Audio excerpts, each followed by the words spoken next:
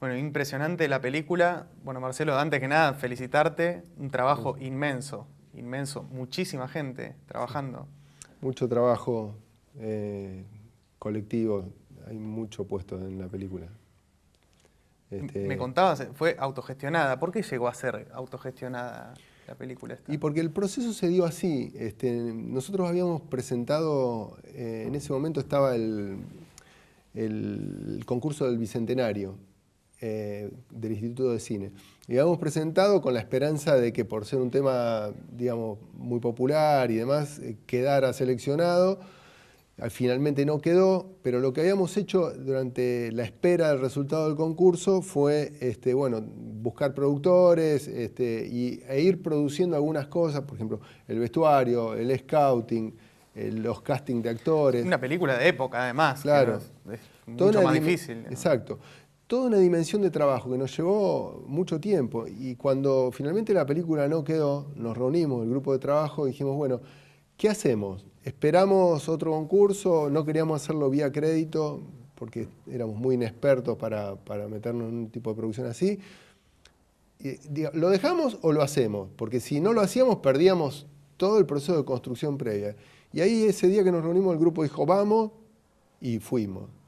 Y bueno, y nos acordamos de cómo fue hacerla y son experiencias que se dan pocas veces. Hoy te contaba que uno de los compañeros, Néstor Gianotti, de la película, decía, si Cipriano hizo el 17 de octubre, ¿cómo nosotros no vamos a hacer la película? Claro, 17 de octubre autogestionado y la película autogestionada también. Bueno, vos, Gonzalo, esa época la viviste un poco. Sí, no Los tanto. boliches, ¿no? Tantos años me dan a mí que... No, pero esa época, Bueno. los 50, Sí, claro, en claro. La Plata, en Berisso, Sí, los boliches. Sí. A mí, yo primero tengo que felicitarlo por la película, ¿no? Sí, sí. Porque me pareció formidable esta representación del trabajo que tiene la película, ¿no? O sea, hay gente que pasa. Y también es visible el trabajo que hay detrás de la película, ¿no? El trabajo de ellos, ¿no? De los productores, de los actores, de las actrices. Y también me pareció interesante que es una historia contada el día antes del hecho, que es el 17 de octubre, ¿no? El momento donde está por aparecer el 17 de octubre, ¿no? Que es el momento más rico. Porque si uno quiere aprender de la historia, no tiene que analizar el suceso, tiene que analizar lo que se anticipó al suceso, los elementos que construyeron ese suceso, ahí es donde se aprende, ¿no? Y te quería hacer una pregunta, Gonzalo. ¿La situación era tan dura en ese momento? El personal castigando a los empleados, cómo los trataban en las calles. No había democracia en la empresa, no había democracia. Eso se consiguió, el derecho a organizarse dentro de la empresa, a tener una oficina con teléfono, con una máquina de escribir, se consiguió después, ¿no? Eso floreció a partir del 17, sí. Antes era muy duro todo. No se permitía hacer asambleas en el lugar de trabajo, no se permitía la organización sindical. Y bueno, los empresarios más modernos idearon otra cuestión, ¿no? Ellos, hoy día, la mayoría de los empresarios no están en contra del sindicalismo, están en contra de un sindicalismo organizado y combativo. O sea, porque ellos necesitan organizar la producción, entonces no pueden negociar con 300 trabajadores de a uno, necesitan alguien que los represente. A ella les gustaría un sindicalismo dócil, ¿no? El genuflexo. Pero antes era así, trabajaban enfermos, trabajaban a los gritos. Así es, sí. Bueno, y con respecto a Cipriano, todo el mundo piensa que es un personaje que un día se le ocurrió arrear gente y llevarla a Plaza de Mayo, pero no es tan así, digamos. Él, de hecho, Perón lo visita varias veces en la película. Una es en el sindicato y otra es cuando fallece el hermano.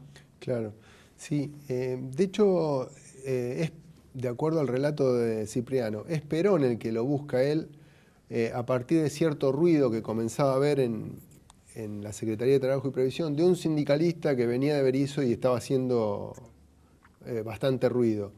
De hecho, Perón lo manda a sacar de la cárcel una de las tantas veces que lo meten preso a Reyes y lo llevan a hablar con Perón.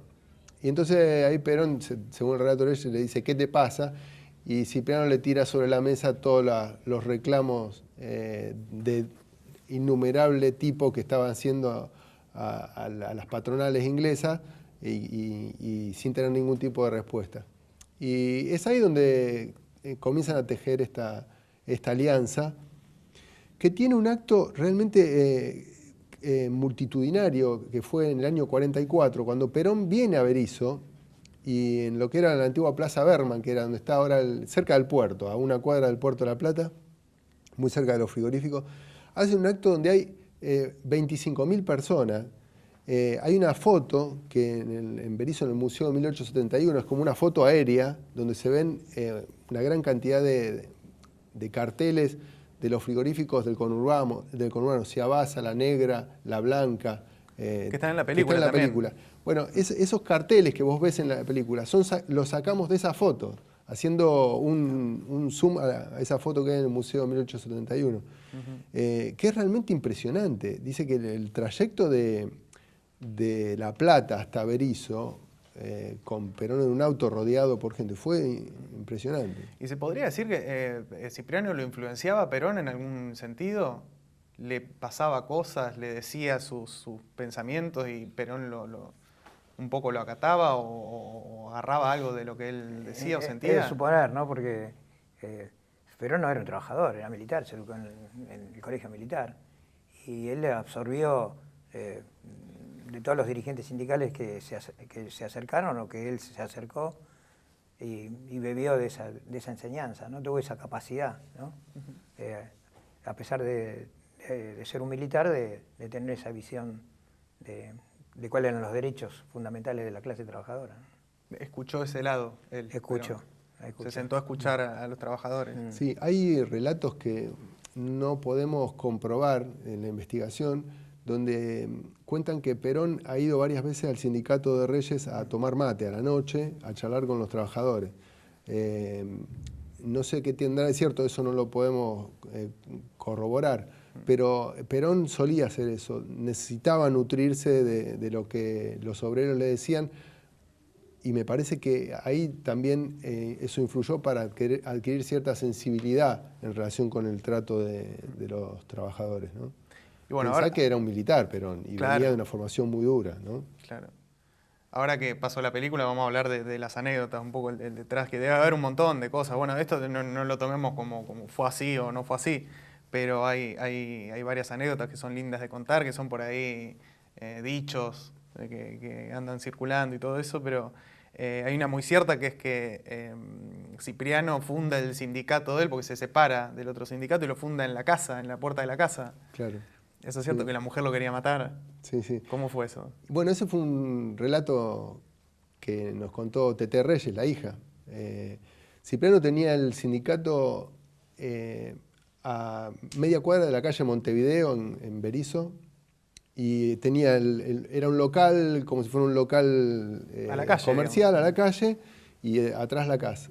Y un día se le ocurrió abrirlo ahí, entonces, digamos, la casa y el sindicato eran todo un combo de movimiento de gente, y cuando había reuniones clandestinas iban para el fondo de la casa, digamos. Y entonces la hija vivió mucho todo eso, por eso nos contaba esos detalles. Era chiquita, tenía 10 años, 10, 11, 12. Y se rodó muy cerca de ahí. No pudimos conseguir la casa original, pero conseguimos una muy similar a 3 casas de la casa original de donde vivía Cipriano. Eso que decía, que la mujer le dice, Cipriano, tenemos una nena, ¿no? Puede venir cuando quiera, decía. La nena puede venir al sindicato cuando quisiera. Es un diálogo trasladado de un relato de la hija. De la hija. Sí, sí, sí. Bueno, lo que comentábamos antes de empezar a grabar, y eso era que tuvieron la suerte de grabar en el mismo lugar. Viste que las películas muchas veces como se busca otro tipo de contexto o se arma un escenario tratando de simular donde ocurrió el fenómeno, pero acá se rodó todo en Berisso, en escenarios similares o parecidos y que Berisso está casi igual, digamos. Desde aquel entonces hay muchas casas que se mantienen parecidas. Sí, era muy evocativo el rodaje. Claro. Se generaba entre las personas que estaban como una mística, porque Vos vas a la calle Nueva York, vas a la ex hilandería, vas a lo que quedó del frigorífico Swift, te parás y ves como que la historia se te viene encima, ¿no? Eso estaba muy presente en el rodaje y le daba un tono emotivo también, de evocación. De hecho, mucha gente, muchos vecinos venían a actuar, nos pedían de actuar porque querían hacer lo que le había contado su abuelo, su tío. Creo que el motor ese emocional, pasional, fue el que sostuvo con bastante fuerza las escenas colectivas de la película. Que incluso nosotros organizábamos muchas veces como con una estrategia de una marcha original, ¿no? Claro. Estaban los actores, que eran parte del sindicato, y a cada actor, que ya venía con una impronta, con un modo de actuar de gesticular que habíamos trabajado y demás, le asignábamos 4, 5, 6, 3 vecinos. Entonces cada uno movía a un grupo, ¿viste?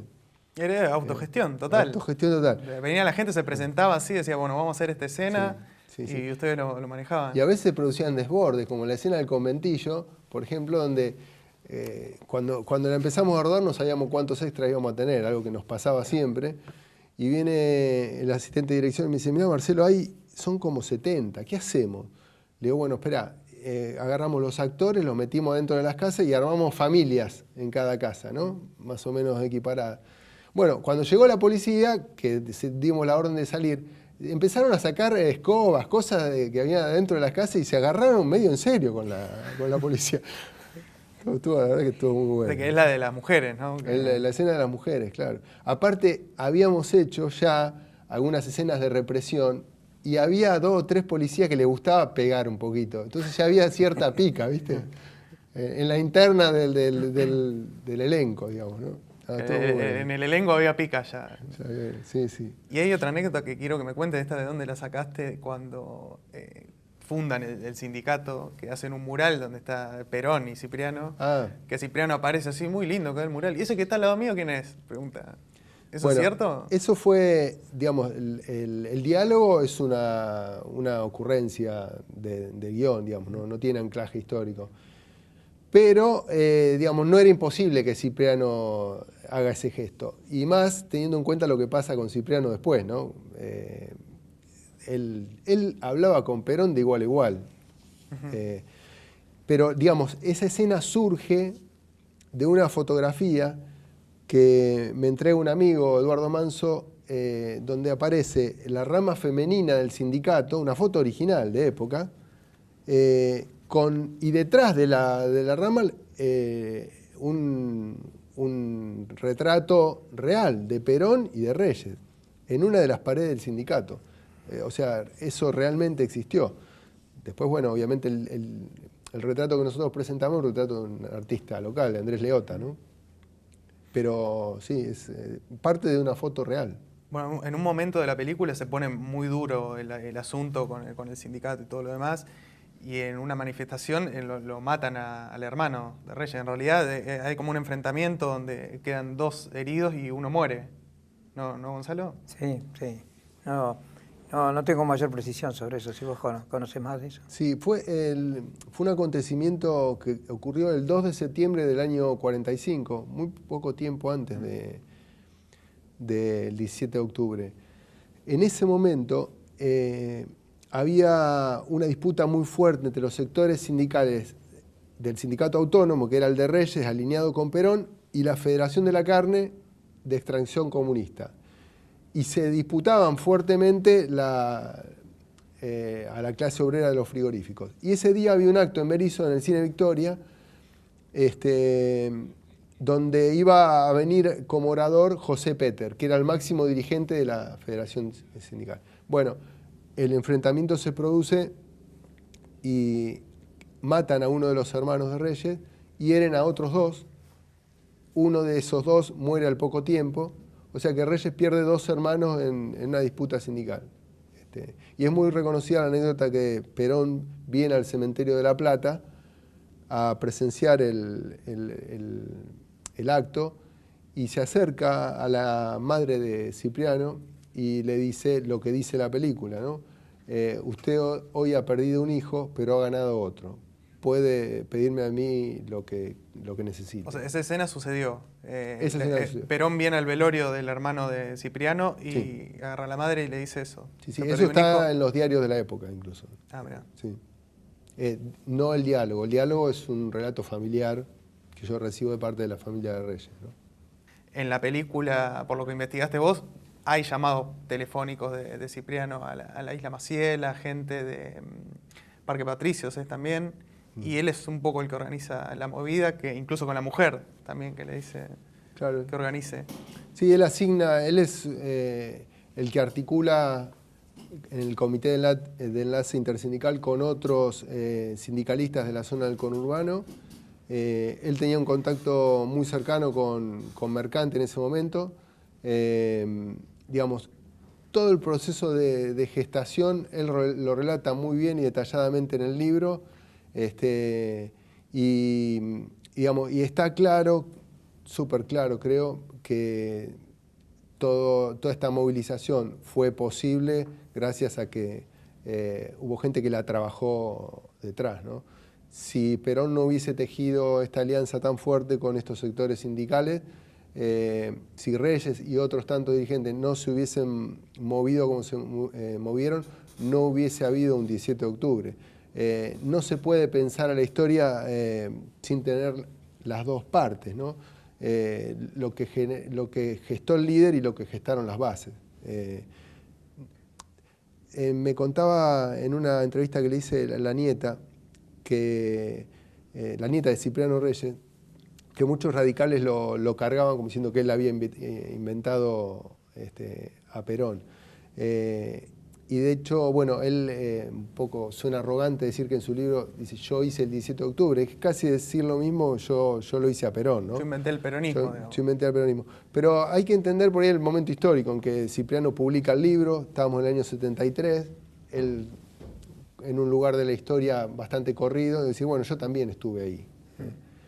O sea, a mí no me quedan dudas a partir de todo lo que pude investigar de que esta eclosión que se produce el 17 de octubre fue parte de un trabajo de muchos años y digamos que casi se dio también inevitablemente. En algún momento esto iba a explotar y bueno, Perón y estos dirigentes sindicales fueron el canal para que eso ocurra, ¿no? Bueno, Gonzalo, ¿cómo viste la película vos? O sea, ¿qué contexto tiene la película hoy en día hablar del 17 de octubre, hoy por hoy? Bueno, vuelvo a repetir, la película me impresionó muy bien, muy bien. Y está representado ahí toda la gestación del 17 de octubre, ¿no? Los días previos. Siempre cuando en nuestro país hubo grandes movilizaciones, se habló de lo espontáneo, ¿no? Como quitándole valor a eso, ¿no? O sea que el pueblo no tiene capacidad por sí solo de organizarse. Está detrás de esa idea está eso, ¿no? Esa negación de pensar que los trabajadores por sí solos no pueden, ¿no? Que siempre necesitan un representante, un líder. Y el 17 de octubre fue una conjunción de un liderazgo que surgía y una clase trabajadora que avanzaba, ¿no? En su organización.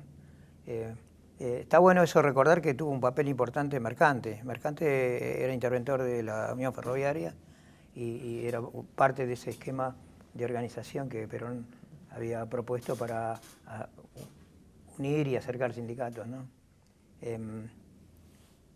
Antes del 17 de octubre había dos CGT, la número 1, la número 2 y la FORA.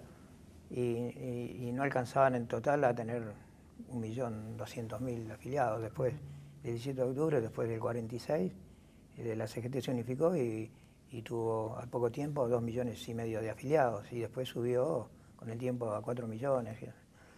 Es importante recalcar que el 17 de octubre no es una fecha solo de los peronistas. Es importante eso. Es una fecha de los trabajadores, digamos. Es Se una ganó fecha de los derecho para todos los trabajadores y hoy es de todo el país. Es una fecha de la historia de la clase trabajadora, ¿sí? Y no necesariamente para reivindicar el 17 de octubre hay que ser peronista, ¿sí? Hay mucha gente que tiene otros pensamientos de izquierda y que consideran que el 17 de octubre fue un hecho protagónico de la clase obrera. Pero hay que decirlo eso, ¿sí? Bien, bueno, Marcelo, Gonzalo, gracias por haber venido. Espero que la hayan pasado bien, Sí, bárbaro. que hayan disfrutado. Así que bueno, gracias por venir y nos veremos pronto. Gracias a ustedes. Gracias.